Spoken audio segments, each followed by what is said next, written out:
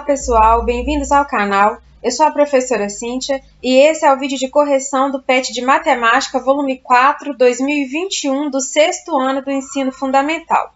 Eu já peço a você que se inscreva aqui no canal, curta, compartilhe o vídeo e vamos para as questões. Chegamos à sexta semana de correção do PET de Matemática do sexto ano. A questão número 1 diz: indique em cada um dos casos abaixo se a variável é quantitativa discreta, quantitativa contínua, qualitativa nominal ou qualitativa ordinal. Retomando rapidamente o PET, ele traz esses conceitos e a classificação das variáveis. Então, uma variável ela é qualitativa ou categórica quando ela não se atribui um valor numérico, né? É aquela para a qual não se atribui um valor numérico.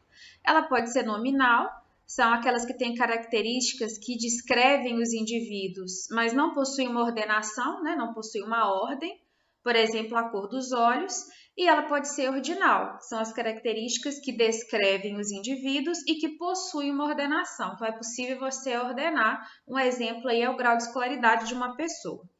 A variável também pode ser quantitativa, é aquela para a qual você pode atribuir um valor numérico, e ela pode ser discreta, é aquela que indica contagem de alguma coisa, né? Então, o número de livros que você tem na sua casa, por exemplo. E ela pode ser contínua, que ela indica geralmente medidas, né? É aquela que pode assumir qualquer valor dentro de um intervalo. Então, altura, peso, massa, tempo, distância, etc. Vamos voltar lá então para a questão. Analisando a letra A, quer saber as alturas dos alunos de uma classe. Nós vamos classificar essa daí como quantitativa, né? A gente pode atribuir um valor e ela é contínua, né? Ela indica aqui uma medida. A letra B, o número de livros lidos por um aluno. Então, ela também é quantitativa, é algo que a gente pode somar, mas ela vai ser discreta, né? Ela não tem esse valor contínuo aí dentro de um intervalo. Então, você pode ler 1, 2, 3 livros, então ela é quantitativa discreta. Já o grau de escolaridade, nós vamos classificá-la como qualitativa, né? Ela qualifica aí uma pessoa que está sendo observada. E ela é ordinal porque pode se atribuir um valor numérico. Então, valor numérico não, né? Pode se ordenar, pode se classificar. Então, o grau de escolaridade é algo que pode ser classificado. Então, alguém com ensino fundamental, ensino médio, primeiro, segundo, terceiro ano, tem o ensino superior completo, então ela é qualitativa ordinal. A religião, por sua vez, é qualitativa nominal, né? Não se pode atribuir nenhuma ordem a isso aí. Então, tá aí a número 1, as classificações. Vamos adiante, a questão número 2. Uma pesquisa realizada por estudantes da Faculdade de Estatística mostra, em horas por dia, como os jovens entre 12 e 18 anos gastam o seu tempo, tanto durante a semana, que é de segunda a sexta-feira, como no fim de semana, sábado e domingo. A seguinte tabela ilustra os resultados da pesquisa. De acordo com essa pesquisa, quantas horas do seu tempo gasta um jovem entre 12 e 18 anos na semana inteira, então semana e final de semana, nas atividades escolares? Nós vamos ver que as atividades escolares estão aqui, olha, né? A terceira aí que aparece na nossa tabela. E ela diz que durante a semana, então, os jovens de 12 a 18 anos gastam 5 horas, né? Tá falando em hora aqui durante a semana. Então, são 5 horas por dia de estudo durante a semana e 1 hora por dia de estudo aos fins de semana. Então, para a gente determinar aí quantas horas, em média, os jovens gastam, né? A gente vai multiplicar. Então, durante a semana, nós vamos observar 5 dias. Segunda, terça, quarta, quinta e sexta. Como durante a semana são 5 horas de estudo, a gente tem 5 vezes 5, que dá 25 horas. E no fim de semana nós temos 2 dias. Se é 1 hora por dia, 1 vezes 2 dá 2. Somando aí, nós temos o total de 27 horas. É a resolução da questão número 2. A questão número 3 diz que uma escola do ensino médio tem 250 alunos que estão matriculados no primeiro, na primeira, segunda ou terceira série. 32% dos alunos são homens e 40% dos homens estão na primeira série. 20% dos alunos matriculados estão na terceira série, sendo 10 alunos homens. Dentre os alunos da segunda série, o número de mulheres é igual ao número de homens. E a partir destas informações, pede para que você complete a tabela.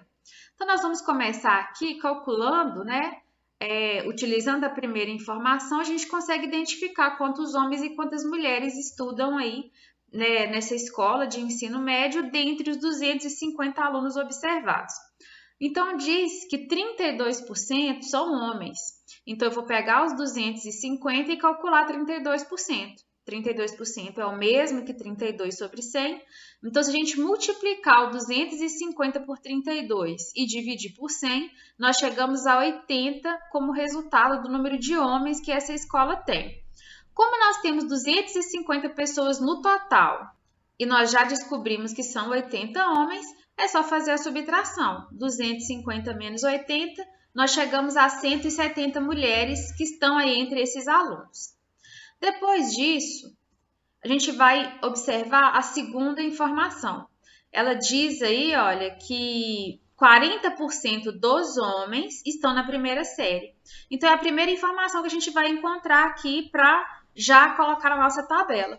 Porque eu sei que são 80 homens, nós já calculamos isso, e calculando 40% de 80, nós temos 32. Então, 80 vezes 40 dividido por 100 são 32 homens. Portanto, a gente já tem aí a quantidade de homens da primeira série. Aí depois diz que 20% dos alunos matriculados estão na terceira série. E ainda diz que desses, 10 são homens. Então, eu vou pegar os 250 e calcular 20%. 250 sobre 20 dividido por 100 deu 50 alunos. Então, na terceira série tem 50 alunos.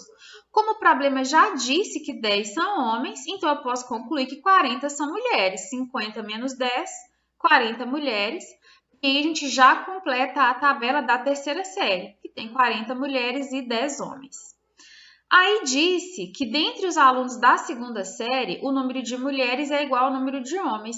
E nós já conseguimos definir o número de homens aqui, porque se no total são 80, eu já achei 32 e eu já achei 10, eu só preciso dos 80 subtrair. Então, fica 80 menos 32 e menos 10, nós chegamos ao total de 38 homens, né?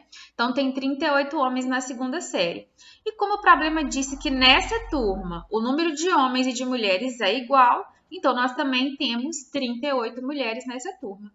E aí, para achar o número de mulheres da primeira série, é o mesmo princípio. São 170 mulheres no total. A gente subtrai 38 que já estão no segundo ano e 40 que estão no terceiro ano, né, na terceira série. Nós temos 92 mulheres na primeira série. Então, tá aí a resolução da questão número 3. Você pode dar uma pausa, conferir seus cálculos e completar a sua tabela. A número 4. Em uma escola foi aplicado o teste de aptidão para um grupo de 100 alunos. O teste era composto de 5 questões objetivas, cada uma valendo 1 ponto. O gráfico indica o resultado dessa avaliação, considerando o número total de acertos de cada aluno. Com base nos dados apresentados no gráfico, pode-se afirmar que... Então, nós temos aqui o gráfico. Aqui na horizontal eu tenho a nota ou o número de acertos e na vertical a quantidade de alunos aí que atingiu cada uma das notas, né? Por exemplo, olha, eu sei que 15 alunos obtiveram nota 0 ou não acertaram nenhuma questão. Então, vamos ver o que as opções falam. A letra A diz que 20 alunos obtiveram nota maior ou igual a 4. Maior ou igual a 4, a gente vai ver aqui que só pode ser 5, né? Então, ou 4 ou 5. Então, nós somando aqui o número de alunos que tirou 4 ou mais, nós temos só 15 alunos. Olha, 10 mais 5 são 15. Então, a letra A está incorreta. A letra B diz que 50% dos alunos que realizaram o teste obtiveram nota 3. 50% de 100 seriam 50 alunos. Quando a gente olha para a nota 3, nós temos apenas 15 alunos e não 50. Então, não foram 50% dos alunos que obtiveram a nota 3.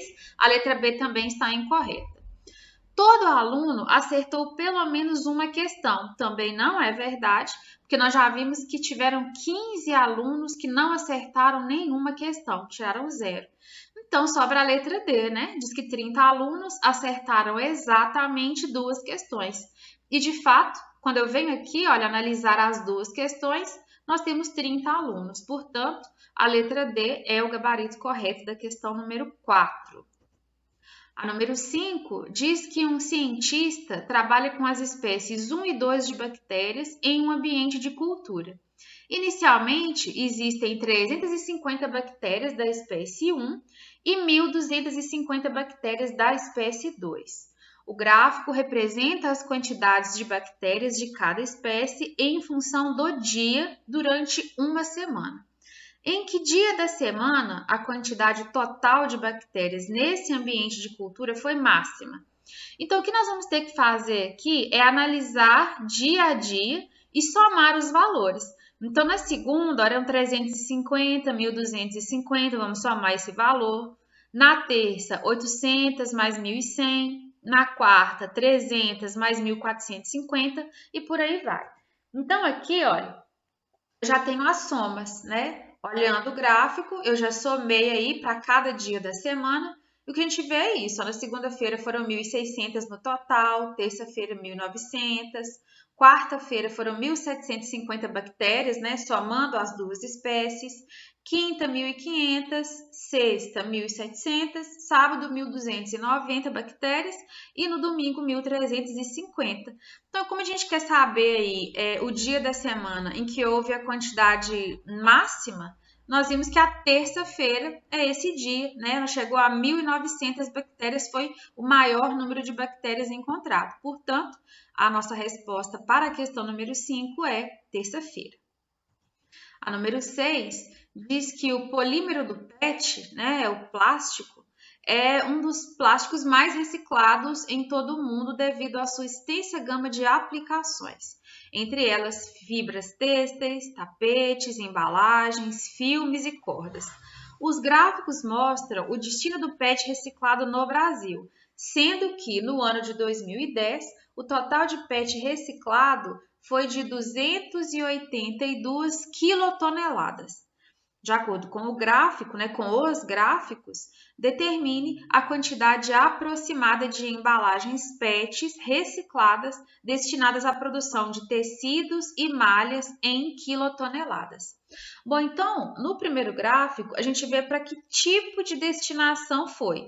Então, tem têxtil, resina, embalagens, laminados, tubos e outros, nesse primeiro gráfico. Se eu quero saber o que foi transformado em tecido e malha, eu preciso determinar qual dessa parte foi destinado aí a produções têxteis, né, ao uso final têxtil. Então, a primeira coisa que eu vou fazer aqui é calcular quantas quilotoneladas das 282 foram destinadas aí para finalidades têxteis. Então, a gente calculando, vai ser o 282 vezes o 37,8%, é a mesma coisa que 37,8 sobre 100. Você pode multiplicar o 282 por 37,8 e dividir por 100. Isso vai chegar a um total aproximado de 106,6 quilotoneladas. Desse total, dessas 106,6 quilotoneladas, há outras subdivisões. Olha. Então, pode ser feito tecidos e malhas, não tecidos e cordas, cerdas, etc. Então, desse valor aqui, nós vamos calcular 30%, porque 30% do plástico reciclado que foi para a utilização têxtil, ela vai para tecidos e malhas. Então, eu pego 106,6 e multiplico por 30%, né? Então, é vezes 30 dividido por 100. Nós chegamos aí ao resultado de 31,98 quilotoneladas.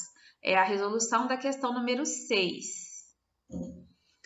A questão número 7, às vésperas das eleições, verificou-se que todos os 2.000 eleitores pesquisados tinham pelo menos 2 nomes em quem com certeza iriam votar. Nos 4 gráficos a seguir, o número de candidatos que cada eleitor já escolheu está indicado no eixo horizontal e cada carinha representa 100 eleitores. Quer saber o gráfico que representa essa pesquisa, né, que está de acordo com os dados dessa pesquisa? Se nós já sabemos que o total é de 2.000 eleitores e que cada carinha dessa representa 100 eleitores, a gente precisa encontrar o gráfico que tem exatamente 20 carinhas. E isso vai ser exatamente o gráfico número 1. Ó. A gente for contar, tem 1, 2, 3, 4, 5, 6, 7, 8, 9, 10, 11, 12, 13, 14, 15, 16, 17, 18, 19, 20. A letra A é o nosso gabarito correto.